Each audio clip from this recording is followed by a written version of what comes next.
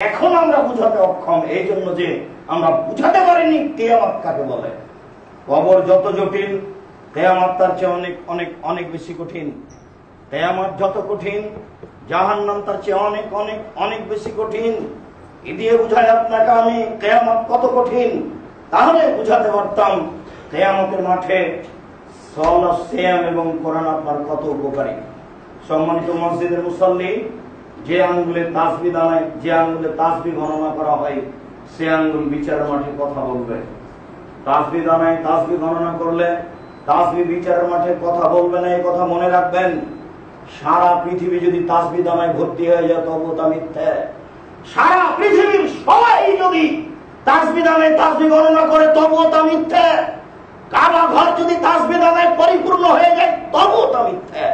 মুহাম্মদ সাল্লাল্লাহু আলাইহি ওয়াসাল্লাম বলেছেন ডান হাতে আঙ্গুলে তাসবিহ গণনা করতে হবে, আঙ্গুলি কথা বলবে। তিনি কখনো বলেননি যে তাসবিহ দ্বারা কথা বলবে। অতএব এটা নগদ মিথ্যে। আপনি মানেন না মানেন তাতে আসে যায় না, একথাই চূড়ান্ত। আঙ্গুলেই তাসবিহ গণনা করতে হবে, আঙ্গুল বিচারের মাঠে কথা বলবে, তাসবিহ দ্বারা নয়। আবার তাসবিহ হচ্ছে মিছিল, ধর্ম পৈতৃক সম্পত্তি। ধর্ম ইচ্ছা মতো চলে, বুজুর্গানের দিনের দোহাই দিয়ে ধর্ম চলে, পীর সাহেবের দোহাই দিয়ে, বড় হুজুরের দোহাই দিয়ে ধর্ম চলে।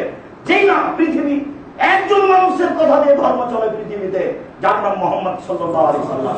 পৃথিবীর কোন মানুষের ধর্ম মানের ব্যাপারে 5 পয়সা দাম নেই। ব্যক্তি হিসেবে আপনার শ্রদ্ধা থাকতে পারে, সেটা ভিন্ন কথা।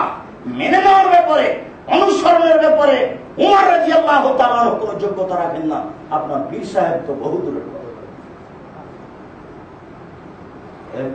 যতদিন পর্যন্ত এই নীতিটা আপনি না আসবেন ততদিন পর্যন্ত আপনি হক মাননি, এটা পাননি, এটা আপনাকে মেনে নিতে হবে।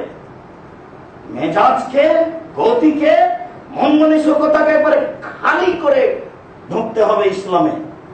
কোন মানুষের দাম নাই একটা মানুষ ছাড়া, যার নাম মুহাম্মদ। তাহলে আপনার পক্ষে মানা সহজ হতে পারে, তাহলে পীর সাহেবের ভালোবাসা কমতে পারে, তাছাড়া কমবে না। চোখ বন্ধ করলে আল্লাহ দেখা যায়, এত বড় সহজ কাজ কি আর ছাড়া যায়? ধর্মের জুয়া খেলা। সম্মানিত মসজিদের মুসল্লি, কোরআন আপনার পক্ষে কথা বলবে। যা পক্ষে বলে তা বিপক্ষে বলবে কি? কোরআনের ব্যাপারে আল্লাহ রাসূল ভিন্ন ভাবে বলেছেন। তিনি বলেছেন আল কোরআন হুজ্জাতুন লাকা আলাইকা। কোরআন আপনার পক্ষে হতে পারে, বিপক্ষে হতে পারে। কোরআনের বিষয়টি ভিন্ন। যদিচ কোরআন আপনি সুন্দর করে বাড়িতে রেখেছেন, কেন যে রেখেছেন এটা আপনার জন্য কত বড় বিপদ, তা এখন আমরা বুঝাতে অক্ষম। কোরআন বিচারের মাঠে বলবে রব্বি মানাতুন নাওমা বিল লাইলি ফাসাফিনি ফিহি। প্রতিপালক, আমি একে রাতে ঘুমাতে দিনি, তুমি আমার কথা শোনো, একে জান্নাতে দাও। তখন আল্লাহ বলবেন আচ্ছা ঠিক আছে কোরআন, তোমার কথা আমি মেনে নিলাম, তাকে জান্নাতে দিলাম। বলেন দেখি আপনার পক্ষে কোরআন কথা বলবে? আপনি তো রমজান মাসে পড়েছিলেন ছেঁচড়া মেচড়া করে, কোন রকম করে একটা, এর মধ্যে আর দেখেছেন কোরআন? রাতে কোনদিন কোরআন মজিদ পড়েছেন? মনে পড়ে? কোরআন আপনার পক্ষে কথা বলবে মানে? তাহলে বিপক্ষে বলবে? বলবে অবশ্যই। কেননা রাসূল সাল্লাল্লাহু আলাইহি ওয়াসাল্লাম বলেছেন আল কোরআন হুজ্জাতুন লাকা আলাইকা, বুখারী মুসলিম। কোরআন তোমার পক্ষেও হতে পারে, কোরআন তোমার বিপক্ষেও হতে পারে। কোরআন যদি বিচারের মাঠে আপনার পক্ষে কথা না বলে, তাহলে বিপক্ষে বলবে। কোরআন কথা বলবেই। বিচারের মাঠে কয়েকটা জিনিস কথা বলবে, তার একটি কোরআন।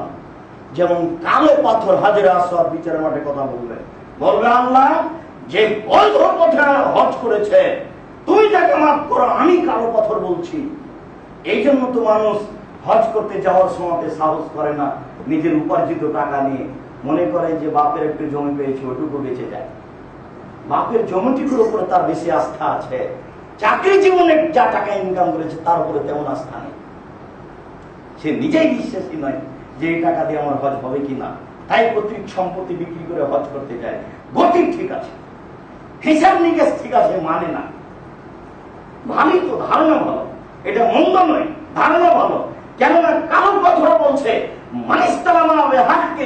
যে ব্যক্তি বৈধ পন্থা আমাকে চুমা দিয়েছে, আমি কারো পাথর বিচার মাঠে তার পক্ষে কথা বলবই। তাহলে পক্ষে কথা বলবে কালো পাথর, এটা আপনি স্বাভাবিক বুঝতে পারছেন? একটা ছেলেকে, একটা লোককে পুলিশে ডান্ডাচ্ছিল, ধরে ওকে নিয়ে যাবে থানায়, হঠাৎ করে একটা লোক বলছে, কি হয়েছে, কি ব্যাপার, আপনি মারছেন কেন তাকে? ও তো আমাদের গ্রামের ছিলেন। ও স্যার, আমি চিনতে পারিনি, আমি বুঝতে পারিনি। আচ্ছা ঠিক আছে, যাও। আচ্ছা, ছেলেটা কি এখন ভেবেছে আমার কত বড় উপকারী? দুনিয়ার মাঠেই যদি ছেলেটার জন্য এত বড় উপকারী হয় এই লোকটা, তাহলে আপনাকে আমি বিচার মাঠ বুঝাতে